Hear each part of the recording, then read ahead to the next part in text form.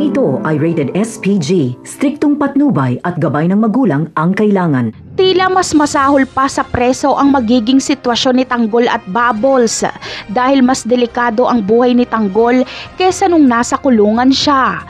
Mapipilitan sila Bubbles na lumipat ng tirahan dahil gusto silang patayin ng mga kabalyero bilang ganti ni Pablo kay Tanggol.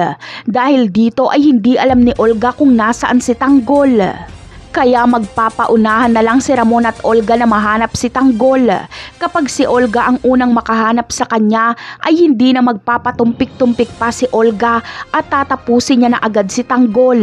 Pati si Rigor ay tutugisin din si Tanggol dahil iniisip niyang si Tanggol ang may kagagawan sa pagratrat sa kanila sa bahay dahil gusto daw patayin ni Tanggol si Lena. Kaya mas masahol pa sa pugante si Tanggol, kabi-kabila ang naghahanting sa kanya. Dito na maiisipan ni Tanggol na humingi ng tulong kay Marcelo. Papayag siya sa gusto ni Marcelo na magtayo sila ng grupo na pamumunuan ni Tanggol. Kakalabanin nila ang Montenegro at Caballero. Si Marcelo ang utak at si Tanggol ang galamay. Samantala, kapag si Ramon ang unang makahanap kay Tanggol ay mas maigi pa dahil mas ligtas si Tanggol. Kapag makumpirma ni Ramon na anak niya ito, ay hihikayatin niyang sumama si Tanggol sa mansyon para bulagain si Olga at David. Pero hindi sasama si Tanggol dahil wala pa siyang tiwala kay Ramon.